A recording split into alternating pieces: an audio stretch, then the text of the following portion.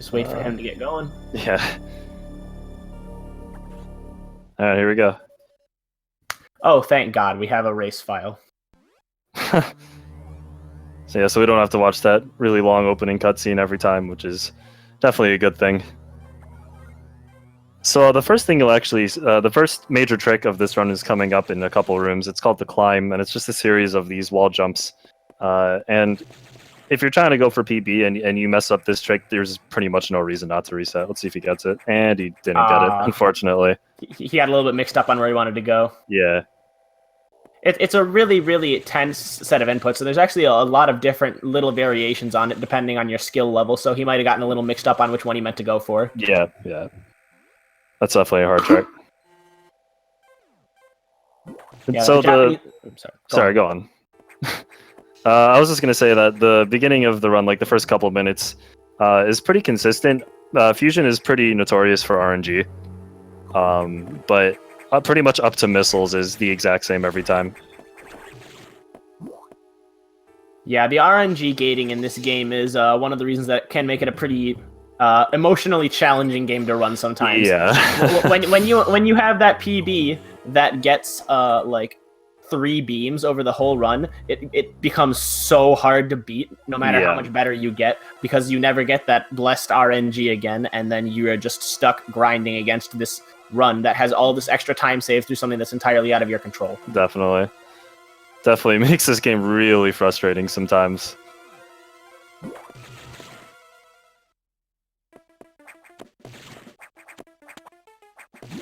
A lot of times you'll also see him trying to jump up off of the ledge instead of pulling himself up, because that's a tiny bit faster. Yeah. That's a pretty quick input too. So another form of text we'll be seeing in a second is Samus's monologues on the elevator. Those don't actually have any technique to them. You just have to sort of mash A until it's over. There's a few of them. They're mostly in the beginning of the game. Oh, it's too bad. He got the platform jump out of the door, but then got stuck under the other one. Yeah. I think Mickey was actually saying he didn't get a whole lot of time to practice for this, but... is he a little rusty?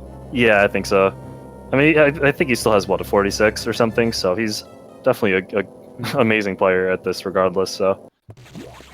To be clear, when we say 46, we're talking about in-game time. Yeah, that's right. World record is 45. 46 used to be quite the legendary time itself. It used to be just that there was only one runner who had a 46, and that was Biospark way back in the day. But nowadays, the game has been advanced a lot, and there's a lot of cool new strategies that we do to keep that time going even lower.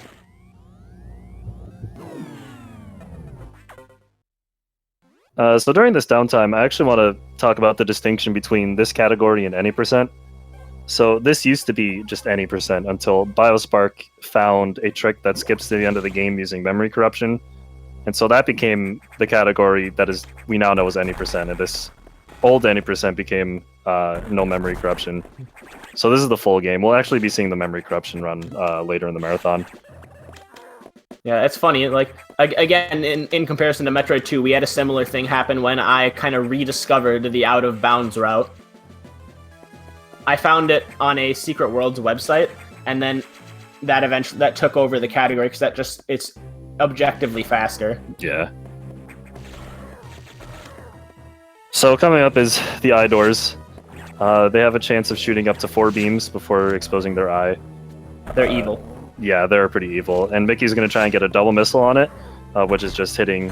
Ooh, that's a shame. Oh, that's even worse.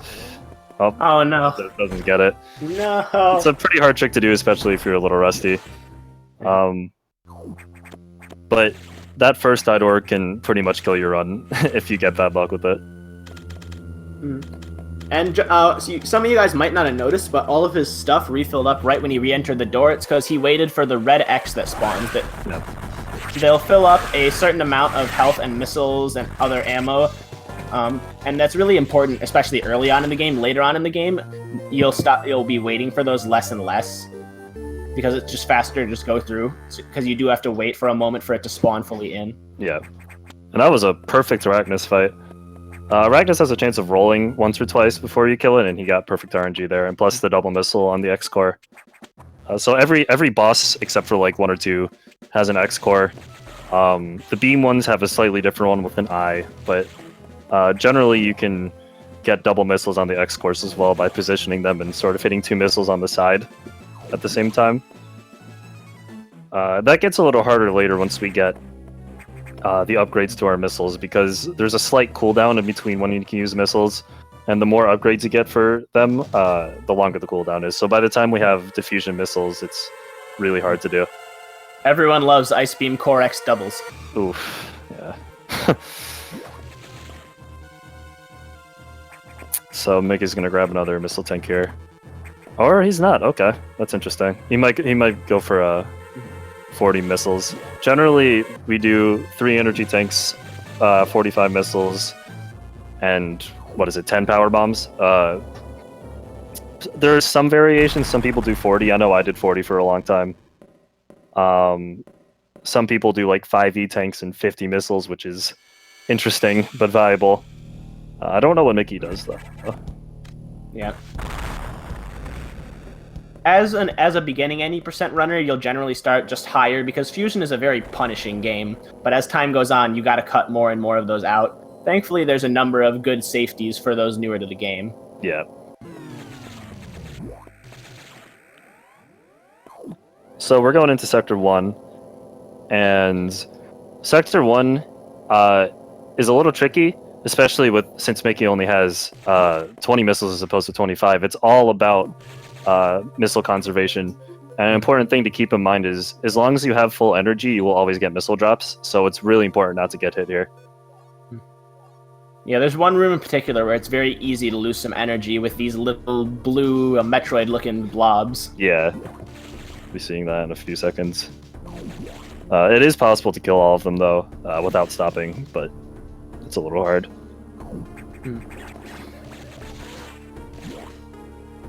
And so the whole sort of gimmick of the sector is you have to kill these atmospheric stabilizers. We're seeing the first one right now. That takes 3 missiles to kill. They get a little trickier to get in position for as the run goes on.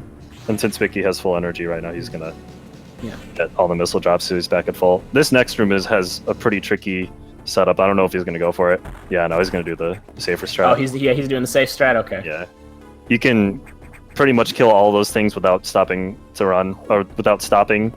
That's pretty tricky to get, though. All right, let's see how many pirates he gets. So he should shoot 1 morph and then 2. Oh, he didn't morph, unfortunately. Oh, that's rough. Man.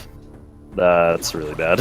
just to be clear, the number of pirates on that wall varies slightly by RNG, and he got a bad seed. That was definitely really bad. Out of his control, though. Oh, he's getting pretty lucky with missile drops, actually, all things considered. Yeah, that worked out pretty well. Yeah. As long as he has 3 after this next pirate shaft, he should be okay. And I think he'll be alright in that regard.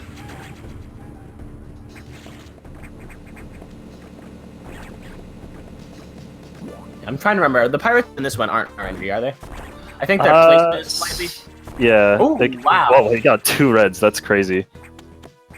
I was just thinking about how rare that was earlier today. That's pretty funny. Bless RNG. Yeah, you definitely do not see that too often.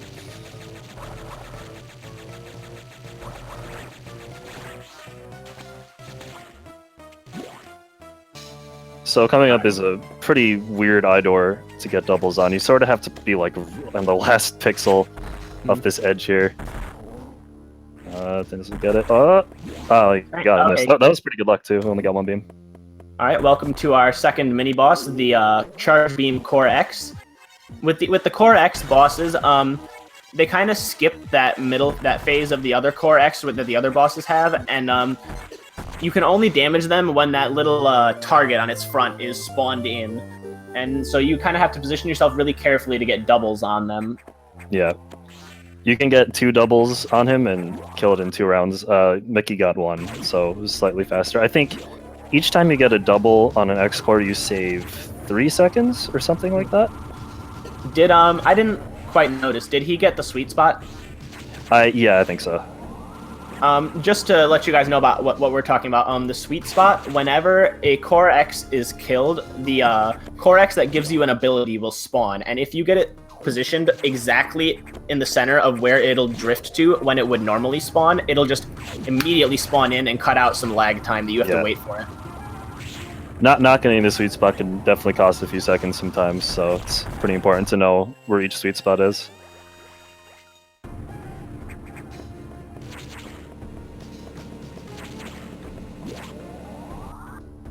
So apparently, I just learned this recently. When you're running against that locked door like that, when it opens, you actually lose your momentum, and it's slightly slower than just waiting for it to open and starting to run.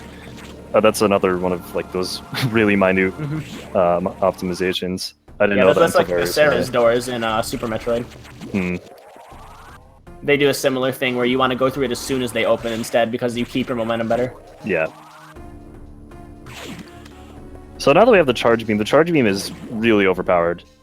It has a flare at like the base of the arm cannon, and then it's in two different parts.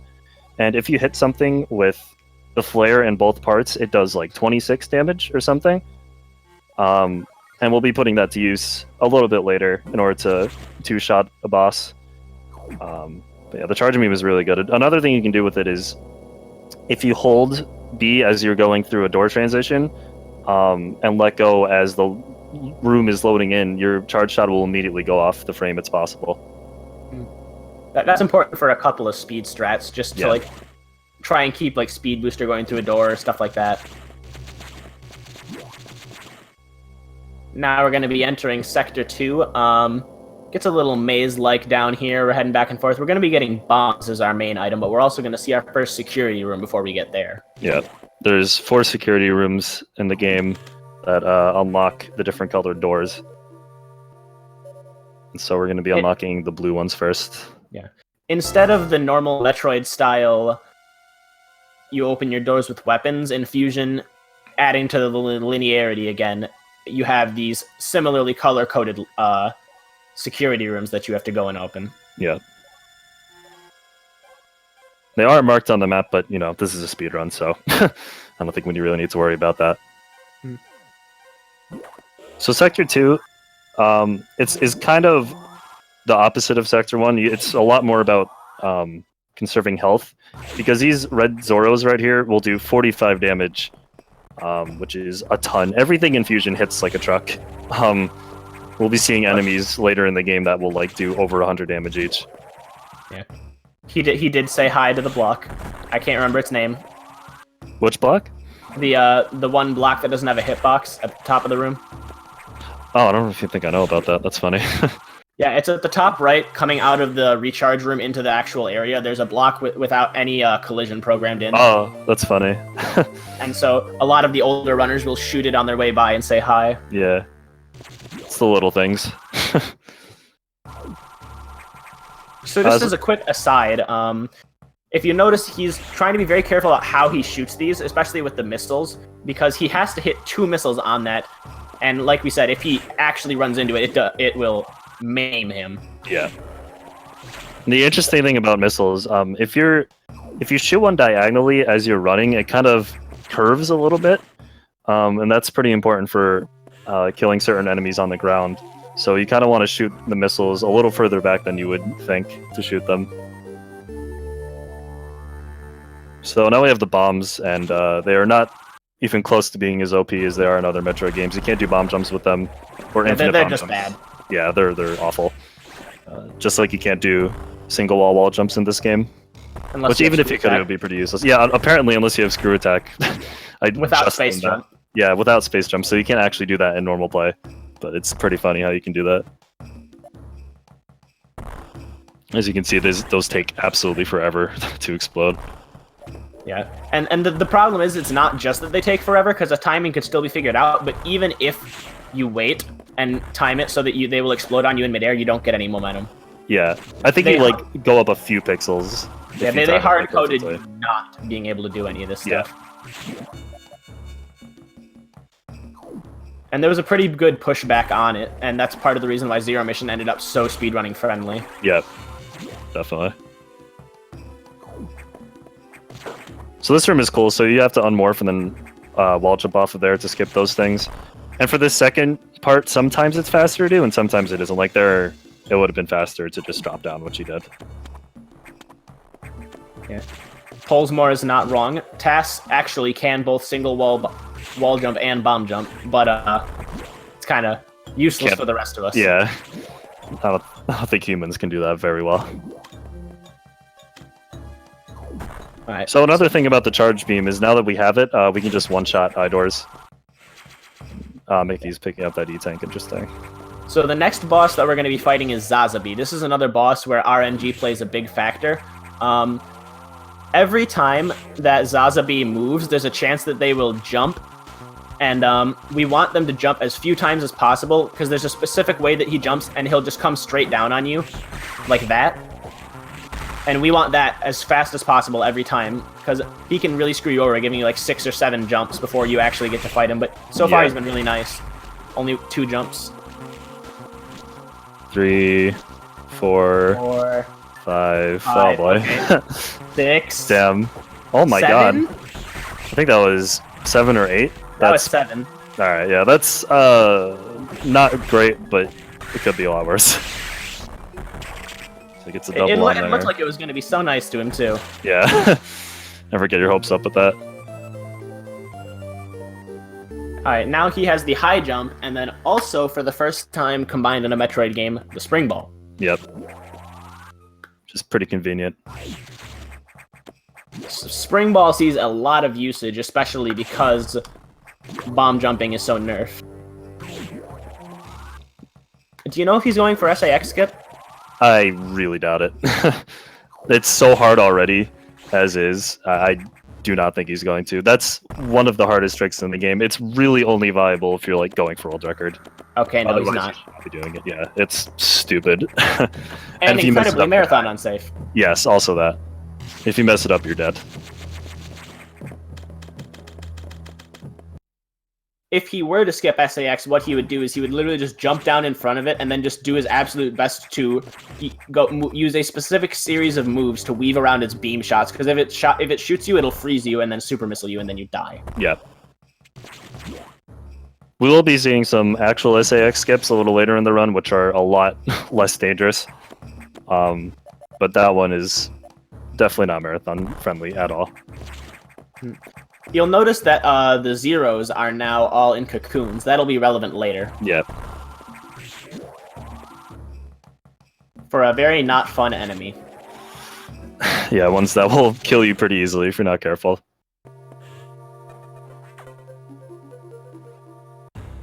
Alright, so now they're freaking out about the SAX, saying that like damage is going on in other sectors. We're going to be going into Sector 4. The big problem here is going to be electrified water. Yep, and there are going to be... There's at least one time where we just jump into it anyway, because it's faster. Mm-hmm. But after we kill the boss, we have to go and lower it, but that's... We're getting ahead of ourselves, but... Sector 4, the lead up to the boss is a lot shorter than in most sectors. It's really only a couple minutes. It's pretty easy. So hopefully this will go pretty well. Yeah, Fusion, because it was originally designed to be played on the go, each one of these sections is almost like a little mission of its own, and it's designed to like just play through a mission or something like that. So you have these like little condensed chunks of gameplay that take place over a reasonably large game. Yeah. Which is probably why it's so linear to begin with. Just because it's handheld. Yeah.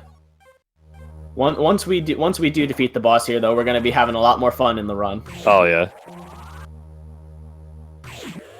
Not as much fun as an AM2R, but... Of course not. Still pretty cool.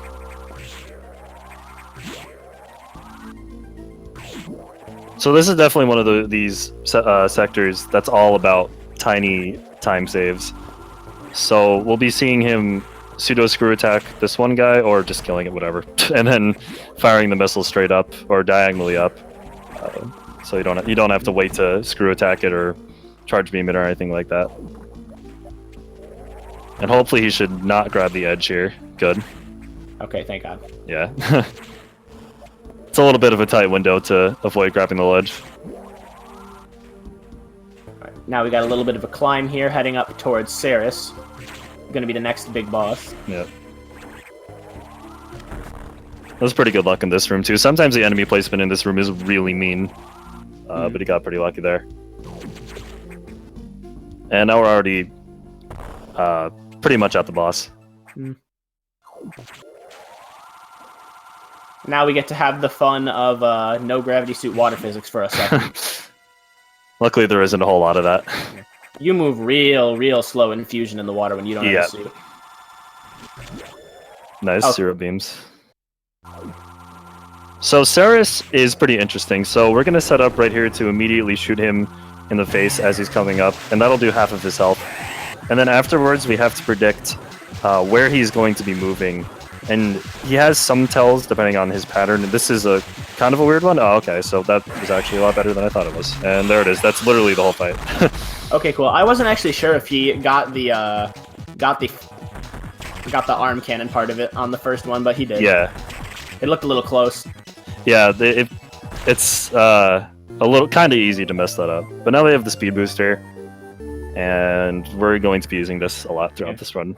You're immediately going to see a little trick with it as soon as we get to the end of this little section here. Yeah. You just want to store that and then just smash A, and you'll go through there. Yeah, because normally you're supposed to rise up a little bit before you are able to Shine Spark.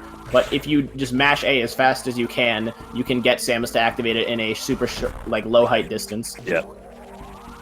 Though that's not a low height Shine Spark, that's something else. Yeah, that's a different thing. Which hopefully we will see. Hopefully, yeah. That's also another really hard trick to do, but hopefully he'll get it.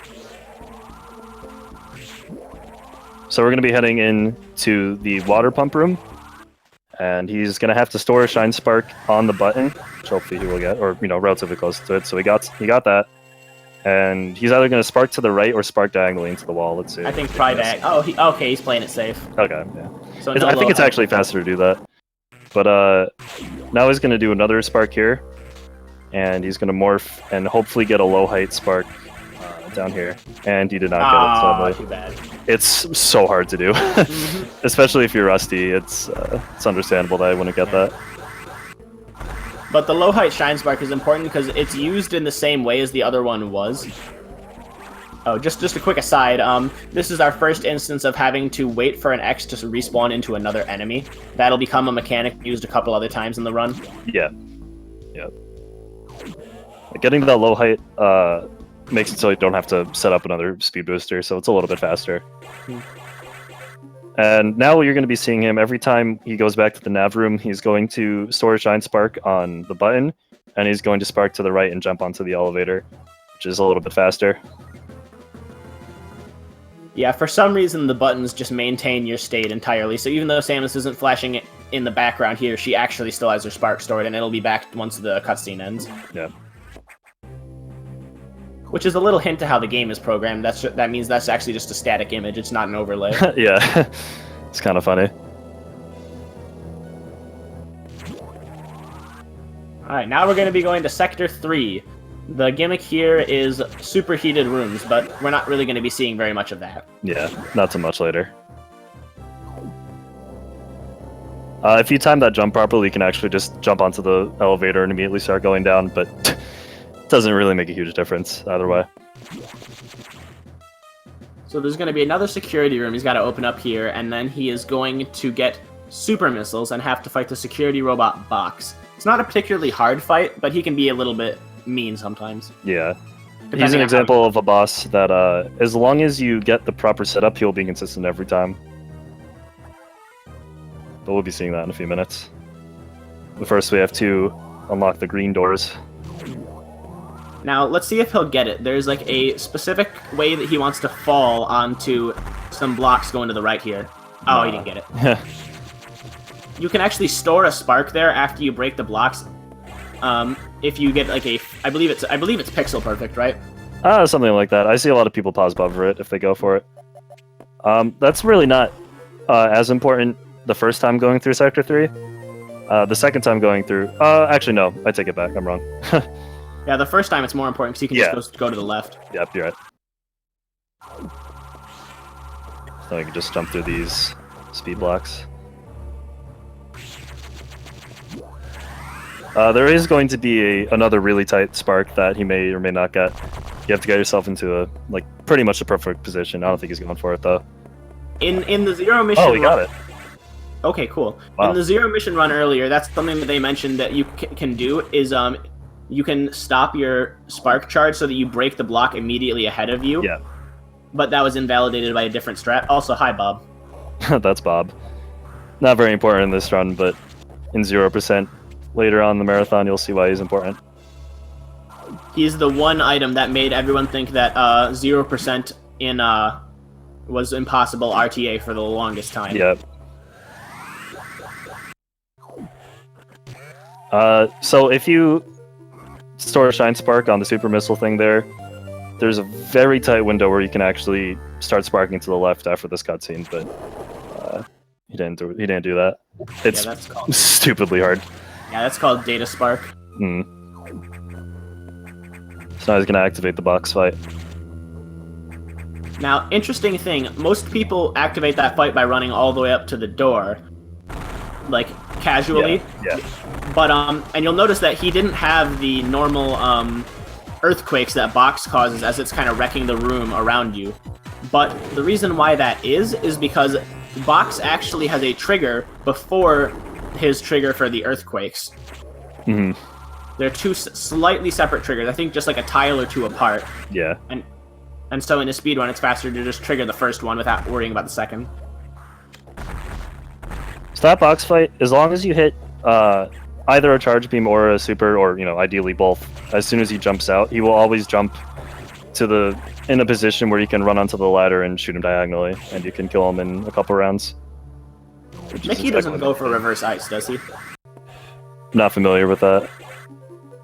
Reverse ice missiles. I was just wondering because I was thinking about the one frame shine charge thing on the ground earlier. So I was just curious if you know if he did. I'm not sure. Well, I guess we'll see. It's not for a little while. Mm-hmm.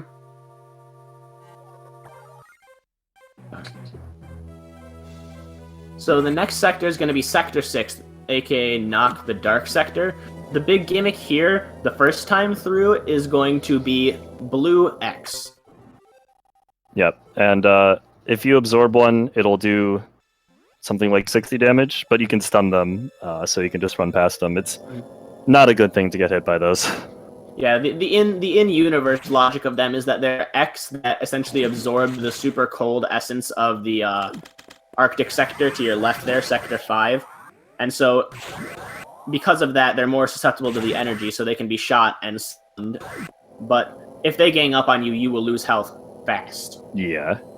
So we just try to avoid them as much as possible and stun them when we can, but there's ways to just outright avoid them through, choosing on where we go through, certain walls that are made out of shot blocks and stuff like that.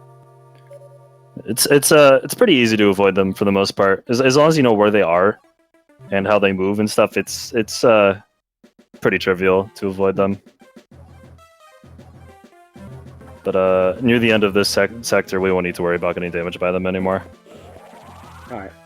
So, by the way, now we have super missiles. This is the first time that it changes the timing for our double missiles. Yep, So yep. that's going to be relevant coming up on the Mega Core X fight. That's going to be here in a minute. It's a pretty minute difference, but it's enough to, you have to sort of change your muscle memory for it. That's definitely a big part of the challenge with this game is knowing the timings for all the missiles. And the cooldown in between them also affects how you position yourself and how you try to manipulate the Core X.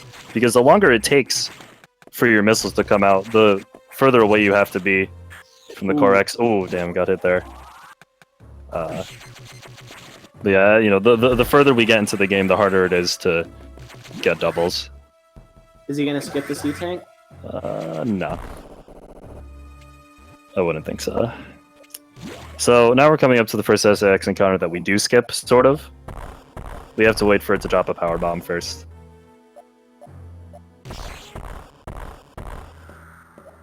Nice. He got a perfect little alignment. Beautiful.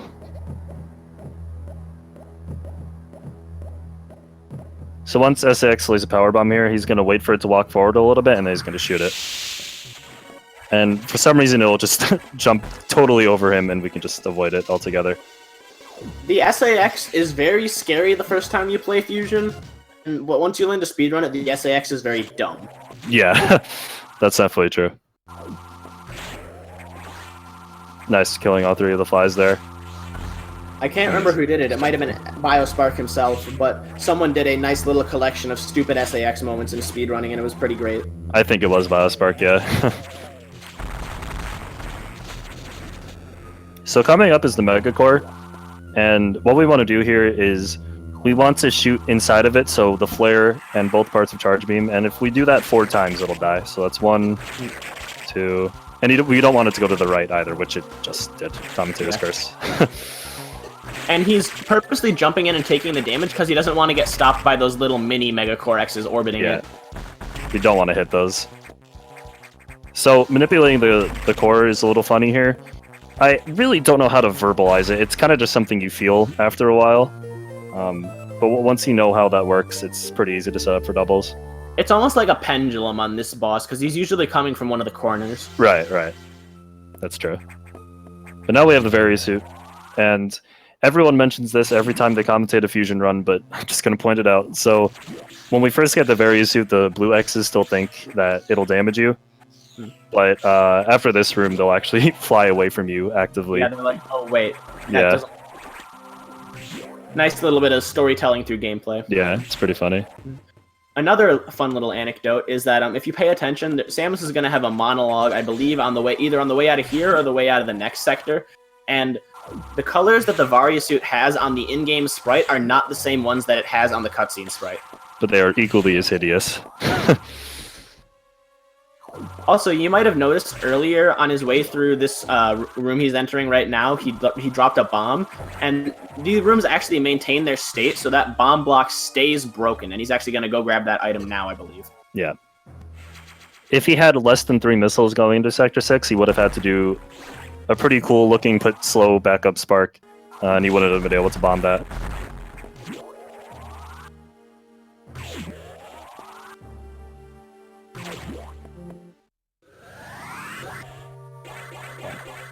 No one's really sure why they chose puke green for the Variasuit. Yeah, definitely a questionable decision there. Like, they kept the gravity suit reasonably intact. Yeah, I don't know. Something went wrong with the Variasuit. I don't know. Really weird. Alright, so now we're going to be going to Sector 5. I'm trying to think. Our first trip here is power bombs, right? No, ice missiles. We go back for power bombs pretty shortly after, though. We actually go to Sector 5 3 different times. And it's all for different scenarios. Yeah. And it's funny, the second time you go to Sector 5, it's literally just do the same thing again, and even the Adam, the AI, is just like, yeah, go do the thing. Yeah. He's like, you know what to do, go.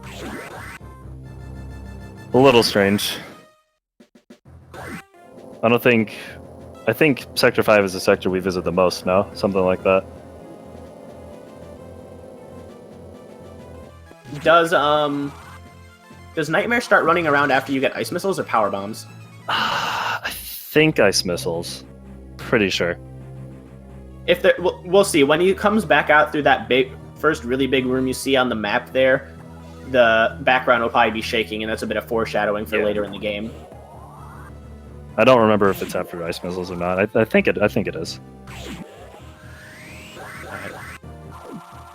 We won't be doing it yet, but there's some cool tech that he'll likely be attempting with a shine charge from later in that room, but we can't do that this first time because we don't have the yellow doors open yet.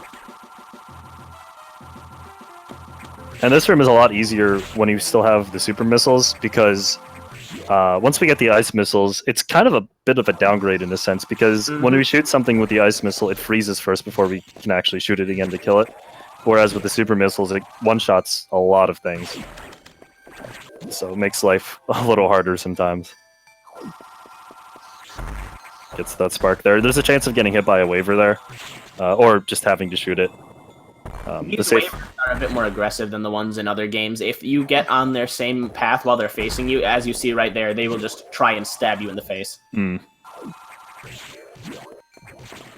Does not want to go in that one yet. That's for later. Alright, so I doubt he will, but I believe in his 2014 run, I believe Jagger G might have gotten reverse ice. I seem to remember something like that. Maybe. I don't think I've seen that before. There's a you can run through the when you have Speed Booster active, he's not going for it. I didn't expect him to really, but when you have Speed Booster active, if you run, you can run right through those little Kagos there. And so there's one frame after you come out, the second Kago that's on the ground after you run off the ledge, where you can charge a spark on the ground. Oh. And then you can just shine spark right up the backside of ice missiles. Interesting. Oh, yeah, okay. I know what you're talking about. Interesting. All right. I don't think many people go for that.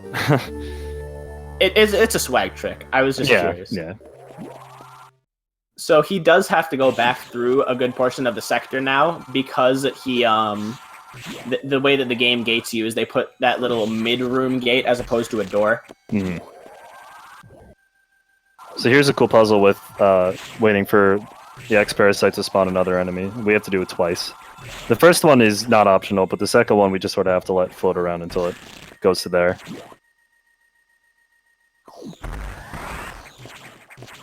And now we're just heading out.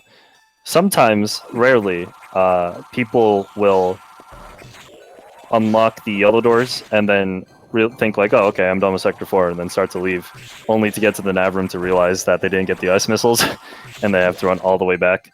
Luckily, that didn't happen here. I've done that once. It's not fun. Yeah, I've done it too. Also, there's Nightmare.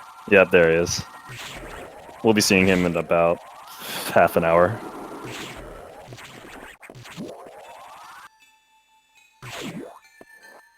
So now here's everyone's favorite sector. I need everyone to put emergency and Franker Z in chat, please. Rest in peace, Franker Z. Rest in peace. I think this is JRP's favorite section of the game for sure. Yeah, it's pretty cool. There's some pretty cool movement stuff in it.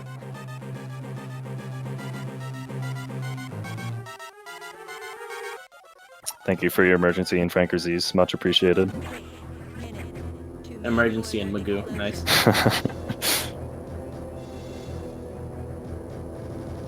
So, we have 6 minutes to do this. It really only takes more like 2. And yeah, I think an ideal time for this is around like 4:20-ish, maybe. Yeah, this is a scary thing for casual players, but like, this timer is very forgiving. Oh yeah, for sure. And part of the reason why that is because there's a boss fight at the end of it, and they don't want to have to expect a player to like try and figure out a whole boss's patterns while simultaneously losing their mind over the timer about to run out. Pretty understandable. So now instead of going up through this shaft, we're going to be going down, and what we're going to do is shoot 4 ice missiles so we could just fall down, and it'll kill the stretchies that would normally be in our way. And so, a little trick here that can be used in this room, I don't know if he's going to do it, but if you... Yeah, he just did it. So if you press R as you're holding a charge beam, it'll shoot the beam without actually stopping you. So it's pretty useful for when you're climbing on ladders and stuff. Now what it's even more useful for is that it can also be done out of I can't talk. Somersault jump. Yep, yeah, it can be done out of a somersault jump / space jump, and that's important for some difficult space boosts and a couple other tricks. Yeah.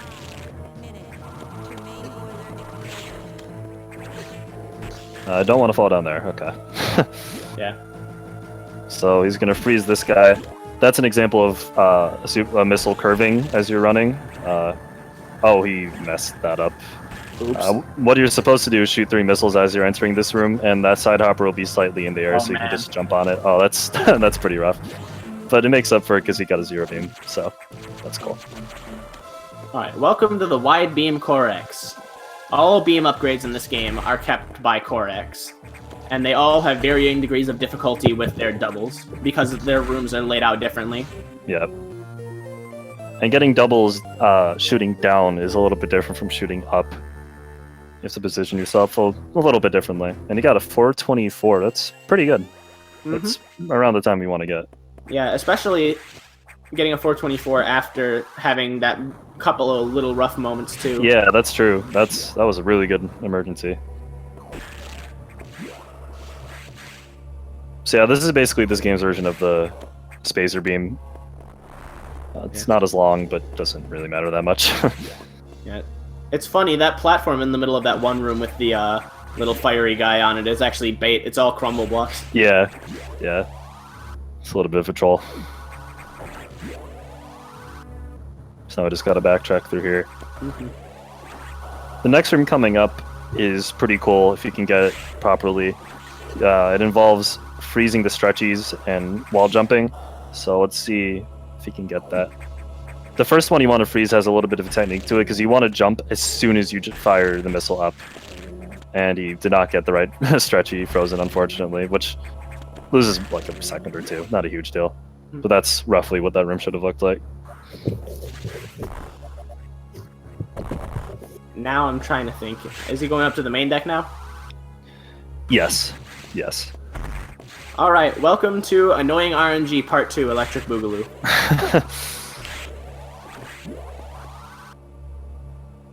This trip back to the main deck isn't so bad.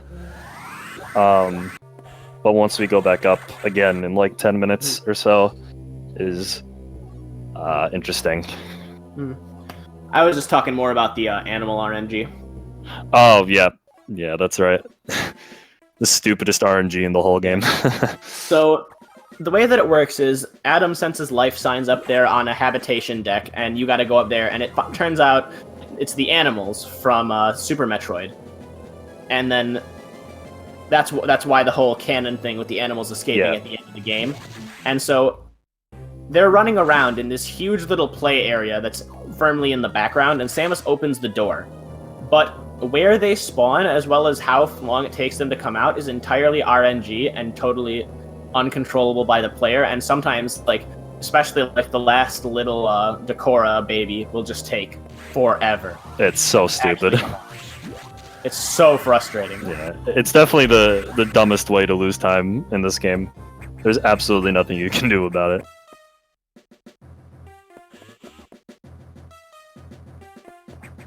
Yeah. So we're going to be seeing another example of getting a speed booster that breaks a block in front of you, but you can still keep the spark. And that makes a shaft coming up much faster, because ordinarily you'd have to freeze stretchies and climb ladders, and it's really slow and dumb. But if we're fast, we can avoid that. Is he? Oh, he didn't go for the jump extend strat. Still pretty fast, though. So you gotta position yourself pretty perfectly. I think you got it. Yep. Alright, so, one interesting little anecdote. That big barrier core X that we saw hanging out outside the door down at the top of the shaft heading up to this deck, that's actually one of the few places in the game where you can technically sequence break. It is possible to break that and grab a power bomb pack early. Unfortunately, they don't work. Oh yeah, that's right. Yeah, this game is pretty airtight when it comes to sequence breaking. So.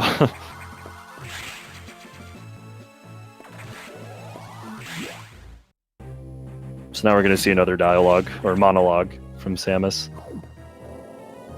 Here you'll see the difference in the color between the before and after. So now she's orange, and now she's purple. This looks slightly better, but still pretty bad.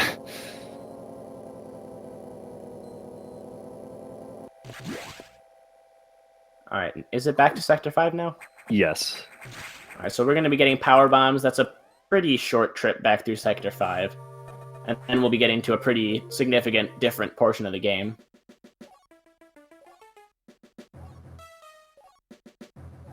And we'll be seeing the first of the two Shine Sparks at the beginning of Sector 5, which are super cool looking, I might add.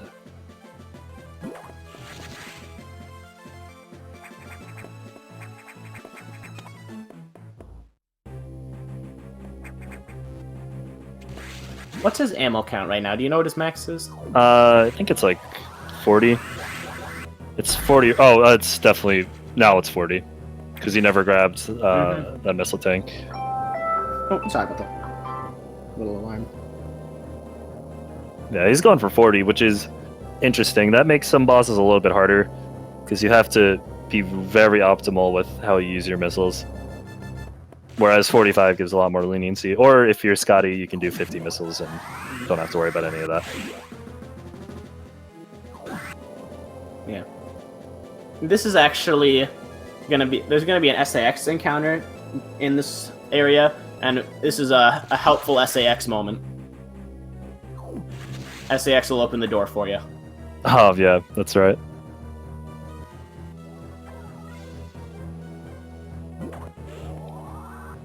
So let's see if he gets the spark. It's a pretty tight window to get. It's kind of hard to do. Oh yeah, for sure. I think he got it. And it's also a little scary because of getting hit by the little beams dots there. Yeah, you have to position yourself pretty well. Oh, the other important thing to do. The other important thing to do is to buffer a charge shot through that door. I don't know if it's possible to get without doing that. It probably is, but it's like really hard. That's a very important part of that trick. Alright. So now we have power bombs. They don't really do a lot for you. No, we don't get any tanks for them or anything. 10 is actually way more than enough. Fusion has a frankly absurd amount of power bombs. What, you end up like 70? Something stupid like that, yeah. Totally unnecessary amount. So this is a pretty easy section. What I was going to say, I think that part of it comes from the fact that they may have accidentally, they kind of got to the point where they realized we need to fill this with pickups, and then they're like, wait, we got rid of super missile tanks.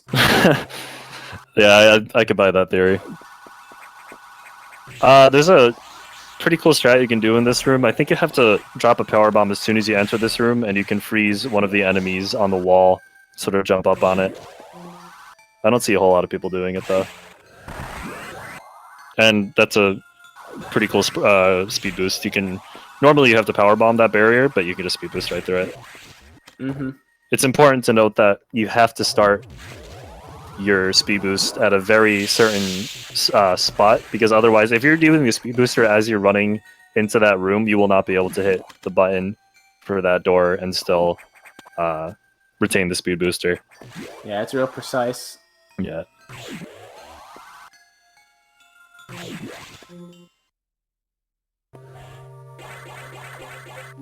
Okay. So we're going to be heading back up to the main deck, but all is not well. Yeah, we'll be seeing that in a sec.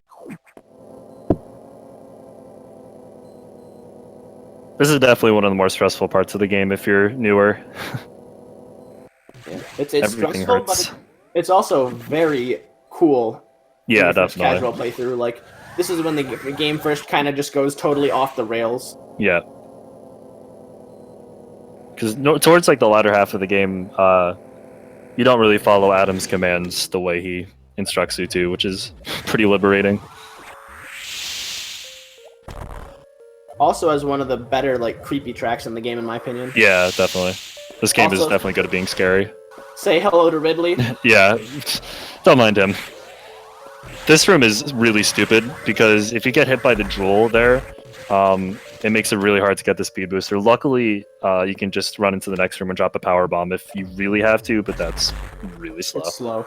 Yeah. So he's just opening that right now. He'll be coming back to that in a minute, but it's just faster to knock it out now.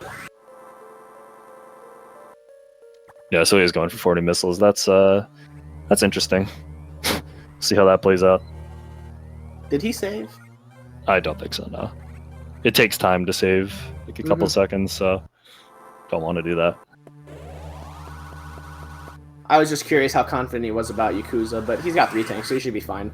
Yeah, and he's going to be probably picking up the other one coming up. It's pretty hard to avoid. There have been a couple of times when this tank really messed someone up on a 0% run. Yeah. It'd be pretty bad to get this far into the run and have to lose it because he grabbed an item by accident. It's so in the way that it's very hard to avoid. You can jump over it, but it is a pain. Yeah. So these pirates here are better to just avoid, because if you kill them, they'll just respawn on the lower level. I guess he's going to kill this one because he can run past it. Yeah, okay. Makes sense. And he's going to drop this power bomb here just so he can avoid having to wait to bomb that block above him. And wow, he's been getting pretty good eye doors, actually. Yeah, his first eye door was garbage. Yeah. But after that... then. Alright. So, interesting little tidbit. At the start of this fight, Yakuza, this big old spider guy, he spawns up at the top of the room with his mouth open. So if you start jumping up in the center and shooting your charge shots and missiles, you'll be able to get some damage on him before the fight starts. Mm-hmm. The other part of this fight is you have to get grabbed by him, so he'll have a chance of opening his mouth faster. I think he can go up to like 4 times. Yeah, he'll just do this little motion where he scooches around the room in a little triangle, and that's another big RNG. Yeah, that was an awesome second phase, though. It was really good. He's got 2 doubles. Does he need to double the third one? I don't think so. No, he did. Yep. Triple double. That was perfect, pretty much. Yeah, that was a very smooth Yakuza fight. Yeah. So now he has the space jump. This is a little bit speedrun relevant. You can do some cool stuff with space boosting, but beyond that, it's not anything crazy. Yeah, it's pretty whatever. You also can no longer wall jump. No love lost there. Yeah, not a whole lot you were doing in the first place. Yeah. Here is the first entirely forced SAX encounter. Mm-hmm. You have no choice but to go right past the SAX guarding a room. Also, say hello to key hunters. You hate them. If they hit you, they do, oh my god, I don't know, over 100 damage, I think, right? Yeah, something well over a tank. Yeah. So they're pretty dangerous in 0%. You will just die instantly. This is also where, as you can see, you realize, oh hey, I can freeze that. It's really helpful. Because SAX still hits like a truck, even if its AI is stupid. Yeah. So you don't want to risk messing up and getting hit by it. He can no longer freeze you since you have Variasuit, but other than that, he still does a ton of damage. And normally, with that encounter, there's a room you have to go into to hide from it, but you can just break those blocks and run through anyway. It'll just jump back and forth endlessly like an idiot on top of the broken missile block. SAX really is pretty stupid. Alright, so coming up, the next fight is Notori. This boss is not incredibly hard to fight, but it is an ammo sink. Yeah, definitely. This is where 45 missiles may be a little bit better to have. Okay, 2 beams. Ooh, 3, that's rough. I think we jinxed it. So he's going to want to position himself on the very edge of this platform once he lays that power bomb, and that's going to make it so... Oh, not far enough on the edge. Oh, no, he's good. Okay. So as long as you're far enough away from it, that flower won't spawn the spores anymore, so you won't have to worry about getting hit. You can kind of just wail on it. Since this is any percent, he has a limited amount of ammo, so you'll notice during the first phase, he was alternating. He'd do like power bomb, charge shot, missile, power bomb, charge shot, missile. Yeah. And that was intentional so that he could conserve enough conserve enough ammo to just knock out that phase, second phase immediately, because that's when it's more dangerous. Oh my god, he got both doubles. That's so hard to do. And the sweet spot. Yeah, and the sweet spot. That was a perfect fight overall, I would say. It's really good. So Plasma Beam is interesting in that for every frame that it's inside an enemy, the more damage, or it will just do damage for every frame it's in an enemy. And for pretty much, the normal mobs, we won't really have to worry about that, but for a couple bosses, that's super important to killing them fast. Yeah, and some bosses just don't care, like our friend Ridley. Yeah. Or no, sorry, he is one of the ones that does get hit. I'm sorry, I'm mixing up bosses. Who are you thinking of? I'm not certain. Okay. It was Nightmare. It was Nightmare. Yeah, Nightmare isn't... That really doesn't matter for him. Interesting little thing that a lot of people don't know about. That first room coming out of Notori after the big long hallway where all the stuff originally was, where all those vines were, there's actually a recharge room there that almost no one knows about. I didn't know that. That's funny. Yeah, the first room where he starts going vertical after fighting Notori again, if you roll to the right, next to that, I believe it's a Rio that he kills, there's a platform halfway up the room. If you roll into the corner there's a recharge room. It's so unknown that it's missing on most like fan maps of the game. That's really funny. Yeah, definitely did not know about that. So now we're going to Sector 5 again. This is the last time, though, thankfully. Yes, yes. And it's going to be a good bit different than the last couple times. This isn't just a normal trip again. The whole, well, not the whole layout, but some of the rooms have changed, and we can access rooms we couldn't get to before. Okay, so this is where we're hopefully going to see one of the coolest tricks in the game. It's known as Nightmare Space Boost. If he's able to do it correctly, he should be able to maintain his speed booster charge across, like, essentially half the map. Oh, is he just going for the spark?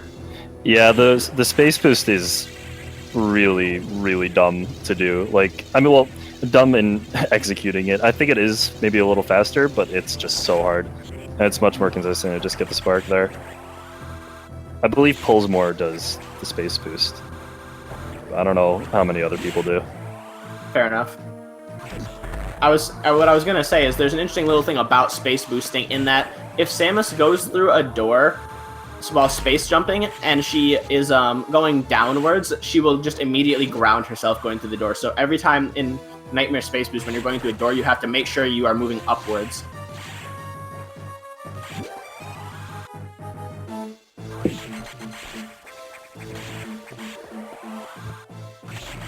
So now we're coming up to Nightmare. Nightmare is definitely... nice zero beams. Nightmare is definitely a run killer for many new players because he's hard to manipulate in his third phase. We'll be seeing that in a sec. So basically, we can end his first phase immediately. We just have to shoot a charge beam and a missile, and then he'll activate the heavy gravity. So that's phase 1, already done. And now we just have to shoot him a couple more times. Oh, that's bad, actually. Yeah, he is getting some rough stuff. Yeah, that actually also affects phase 3 kill Nightmare moves after this. Yeah, so hopefully he'll be fine. Basically how this works is he flies around this invisible dot, or he'll fly around you. And what you want to do is just lure him in such a way that you can shoot missiles at him from the ladder. And oh, that's bad. This should be okay? Okay. He had a rough pattern on that one. Yeah, that was pretty hard, but he saved it, which is good. Yeah, it's very easy to, like, get Nightmare spinning around you the wrong way, and then all of a sudden you have this huge truck of a monsters doing, like, a tank of damage every time he hits you. Yeah, pretty easy to die there. Nice. That was a nice little sweet spot.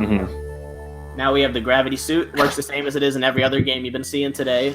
Lets you move freely in the water, a little bit more damage reduction, but this is still fusion, don't worry. There's a cute little spark here. I don't know if he's going to do it. He probably will. Saves a few seconds. Yep, he's going to do it. Yeah. Looks kind of cool.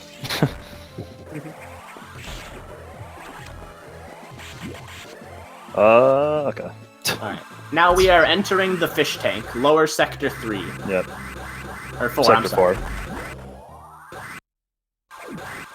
And it's important to get the space boost through there, it's just a little bit faster. And that's one of those things where you can shoot, where you can hit R as you're charging a beam in a somersault jump. So you don't have to This is Samus ignoring Adam again. She's not supposed to be here, but there's also actually no other way to go. Yeah. There is a really, really cool Shine Spark that you can do here that lets you skip diffusion missiles, but he makes you go back and get them anyway, sadly. And there is actually an easier strat for that too, though. Yeah? Oh, interesting. Oh yeah, there's a way to clip a missile with using the whole curving missiles thing. Oh, right. Yeah, you space jump under a platform right outside the diffusion missile door, and then you can curve a ice missile onto the little spiny thing that inflates. Yeah. That's a pretty precise thing, though, I'm sure. Yeah, doing the spark to get out of here is totally useless, and you will never see it in a speedrun, but it is really cool. Yeah. Even though you get to go immediately over towards diffusion missiles, it's still slower. Yeah. The sad part is diffusion missiles are probably the most useless upgrade in this game. Yeah, they're terrible. Yeah, you really don't see them used for their intended purpose, like, at all, besides, like, the room right after you get them. Yeah. There's one other room where you can use them in Sector 1, Lower Sector 1, with all those rippers. Yeah. That is true. And Okay, also cool. to, You got the Shine Charge? That's cool. Kind of forgot you could do that. Yeah, I was hoping for that. Yeah. That's cool looking.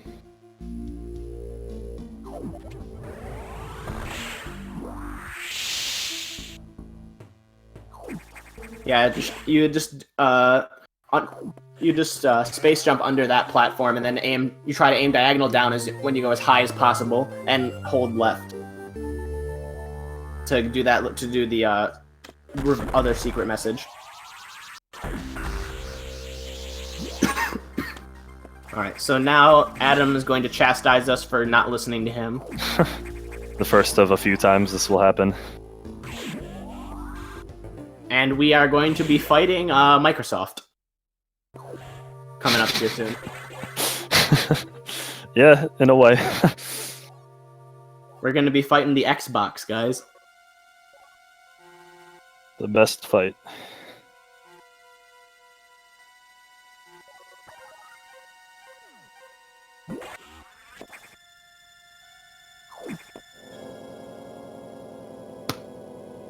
Not a super hard fight as long as you do your manipulations correctly, but if they go wrong, oh gosh. Oh yeah, it's pretty easy to die.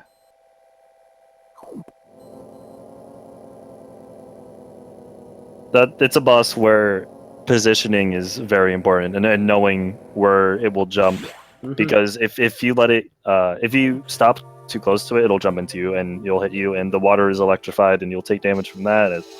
It can become messy really quickly.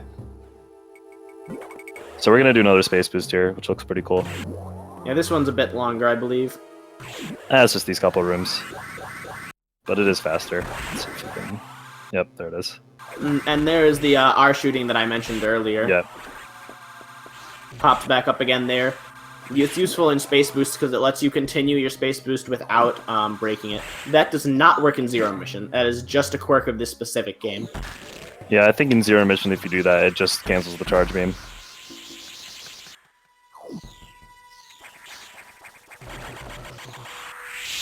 So these blue X's are useful if you're bad like me and have no health going into Sector 6.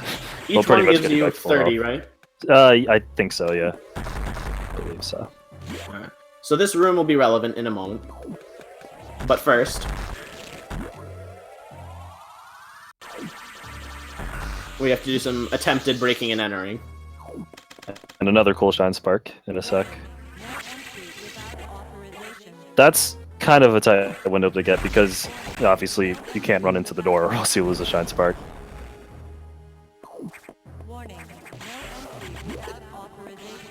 Oh, got hit by the puffer there. That's unfortunate.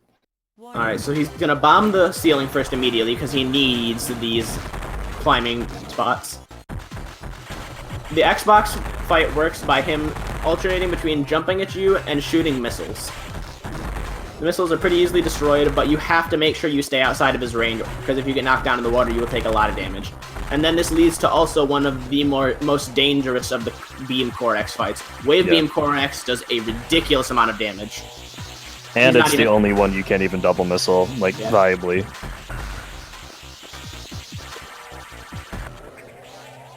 Nice sweet spot, though. Yeah. That was a great fight, honestly. Yeah, that was pretty good. Yeah, it's a balancing act of being far away enough so that he won't hit you, but close enough so you can shoot him with the missiles diagonally. So it's a little tricky. But now we have the wave beam, and it's just the plasma beam, but you can shoot through walls now. So now we can enter this area. It also looks like candy. A little bit. Or DNA, depends on what you want. Yeah. DNA sounds cooler and fits the theme a little bit better. So there's Metroids here. Plot twist. For the longest time when I was a kid, I never understood what the big deal was, because I thought that those were just, like, computer monitors. I didn't realize that was they were actual, like, the different versions of the Metroids in tanks. If only you knew. I'm a little sad that they don't show off, like, none of those ones escaped at all. That would be a cool little moment. Yeah, that would have been cool.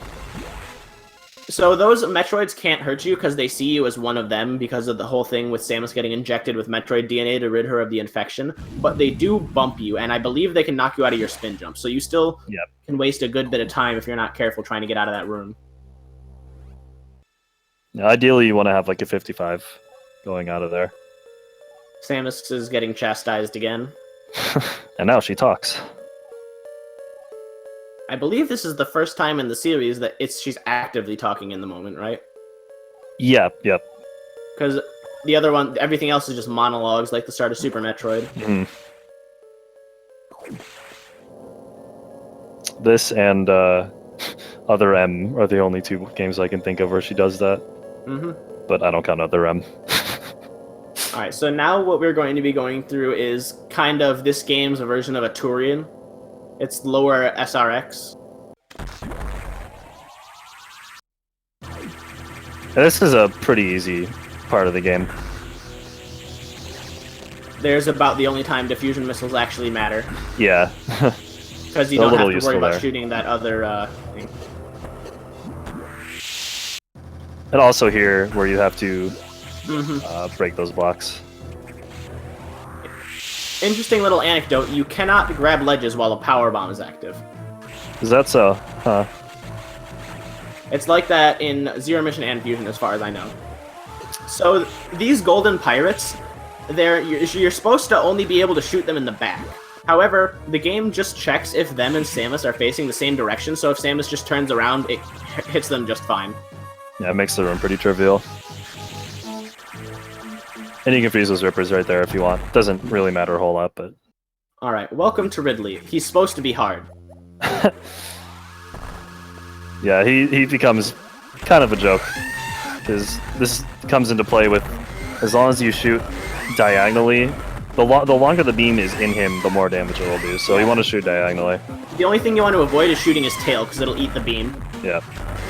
And it's not ideal to shoot him if he's facing the other way, because it can hit his tail and it won't go totally through. And yeah, that's literally the whole fight.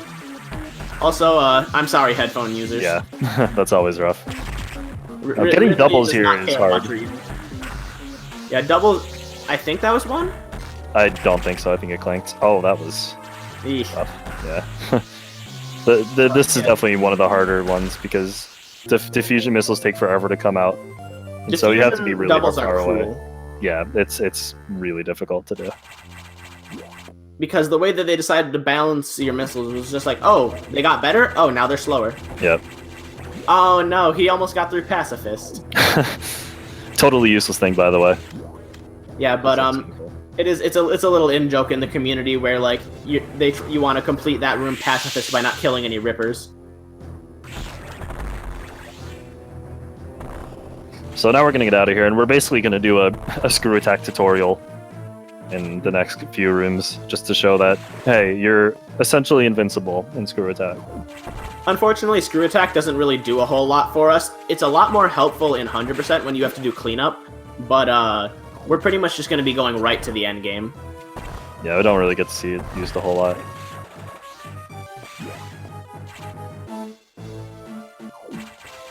And so, like, you can even get hit by these lasers here, and it won't damage you. Like, screw attack is stupidly strong in this game. It's funny, I think that lasers actually interrupt your screw attack in Zero Mission. Yeah, I believe so. It's a little toned down in that game. Alright, so there's a quick little climbing strat he's probably going to be trying to do here. And he'll break these blocks if he does not shoot at the correct time to climb. Yeah, that was pretty much perfect.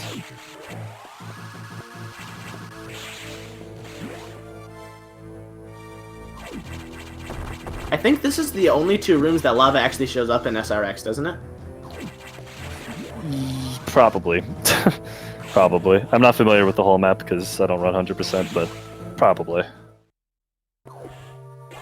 And now for the longest text in the whole game. Yeah, and then we're gonna have to get off the thing and go back on it for another cutscene. Yeah. It's annoying. It's like a couple minutes. of just text. And the annoying part is that there's this conversation, and then once we step back on, or no, it's this. So now we just have to watch it go, and we can't make it go faster. Mm-hmm. And then we do still also have to step back onto it. Yeah. Because Adam doesn't want to let her out at first. The story of Fusion is one that is retroactively destroyed. It's a pretty cool moment with the Adam reveal in this, but it does become a little sour because of Other M. One of many things Other M has ruined. Oh well. Alright, so after this, it's going to be a quick jaunt through the main deck, and we're going to be fighting the last quote-unquote real boss, the SAX. The SAX is pretty cool. Mm-hmm. It's the game does a good job of balancing the threat of the SAX to show that no matter how strong Samus is, this thing is still her, like, in a complete form. Like, even though you have all these power-ups and you can finally damage it and everything, the SAX still out-damages you significantly. Yep. And if you're not careful, if you don't know the correct strategy for this, you can die pretty easily. But if you know the strategy, you don't take damage at all. Which strat are they using now? Is it the one where they freeze him with the missiles? Yeah, so you freeze it, and then you jump, do a diagonal shot, and then freeze it again until it dies. Mm-hmm. Yeah. You're not totally out of the woods once the SAX's Phase 1 is over. Phase 2 is a complete joke, but the Ice Beam Core X does an insane amount of damage with each shot, so if you happen to mess up your movement and get clipped by it, it can be a real bad time. Well, luckily, I believe if you screw attack through the beam shot, you won't actually take damage. Another example of why screw attack is really good. So it can save you if you mess up, but hopefully that shouldn't happen. I don't know if Mickey's gonna go for the doubles on this. It's really hard, but we'll see. First, we have to watch this. Mm-hmm. Oh, they're trapping him on the platform strat. That's right. Yeah. Should go down in about 5 rounds. Yep. For 4 or 5. Yep. And now, that's literally you shoot him twice and he's dead. Yeah. You follow him up, and it just keeps damaging him that whole time it's in him, and it just is over in a moment. All he does is jump anyways, though. He doesn't even have any, like, projectiles. Oh, he's going for the doubles. Oh, you got one. I and think 2. Holy crap. Oh, didn't get the third one, though. That's too bad. That's still really fast. That saves a good amount of time. So. We can't collect that Core X. Isn't that weird? I wonder if we'll ever be able to use it. The Ice Beam is just not compatible with the suit, man. I don't know what to tell you. I don't know, man. It's a shame. I would have liked to see that. That's a cool little space boost, by the way. Saves like 1 second, but... Now, is he gonna go for Pogo? We will see. There's one last really hard trick to get. He's gonna go for one more low height Shine Spark like we saw in Sector 4. 3? 4. 4. Yeah, he's gonna go for one more of those at the bottom of the shaft that we did the climb in right at the start of the game. And even if he doesn't get it, it's still faster than running through the room normally. So no matter what he does, he's saving time. But if he gets low height, he'll spark all the way to the end of the next room. Did he get it? I don't know. The froze. That's still fast though, because running through the room is kind of stupid. It's a little slow, so regardless, he saved time. Why can't we hurt them, man? I don't know what's going on. This sucks. He just beat the crap out of us. I guess we're dead. Runs over. Press F. Press F, pay respects for Samus. The SAX really sucks at hitting the B button. It's very slow. So this boss is a joke, by the way. If the SAX knew what it was doing, it could just lock him in the corner like this and there wouldn't be a problem. And that's Metroid Fusion. There's another strat where you can shoot straight up. I don't know if it's faster, and it's also really hard. I don't think it's faster. I'm pretty sure it's slower. Probably. But yeah, that's the game. 1:14:30. That's a really good time. That's probably 46. And again, a 46 in a marathon is really a pretty crazy achievement because the 46 used to be like the ungodly time of Fusion speedruns. It used to be the untouchable thing that only Biospark had ever achieved. But we've made so many great advancements in strategies and consistency and run and just the skill of the runners. Like the skill of the Fusion runners is amazing. For sure, for sure. And so we've been able to make some really great strides in terms of the ability. Like now people have 45s, 46s is held by a lot. It was really funny to see because for a while there was actually a bunch of people who had the 46 and they were kind of tie-breaking by RTA. And now we still have that, but with 45. And it looks like Mickey's timer is blue, so either that means he PB'd or something. If he PB'd, that'd be pretty crazy. He might have just ran it on. He might have just ran it on empty splits. Yeah, that definitely could be. But I'd be curious to know. He might have said something. Let's go take a look. Doesn't look like it.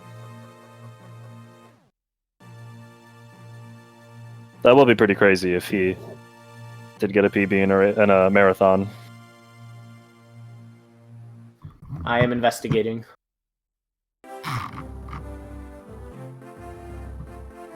Waiting for a response. Oh, someone said his PB is of 1:15. Oh, that's on English though. Never mind. Okay, yeah, that'd be a little. Oh, he was 5 seconds off. Damn, PB. That's a shame. Still an amazing. Yeah, that was still a great run. Like, even something as simple as if he hadn't gotten 5 beams on the first door. Yeah. It's like, the little things that could mess you up.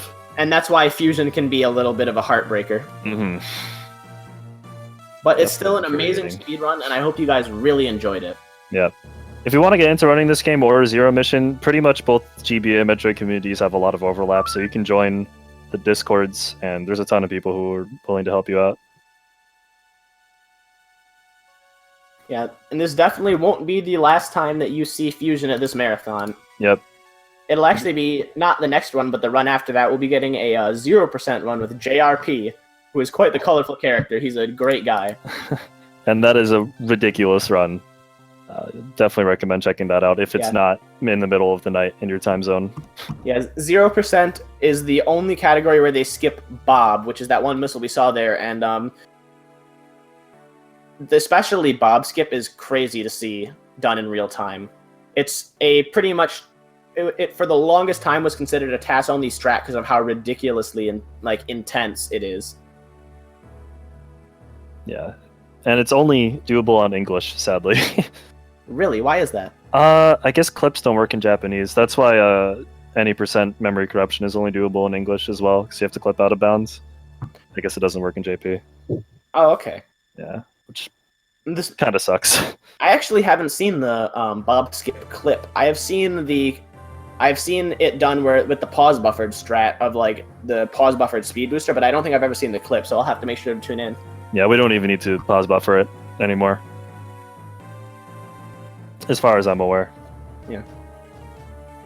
Clips are a little bit of an interesting thing in general. They've started appearing more and more in the GBA Metroid games, even though for the longest time they didn't really think there were any.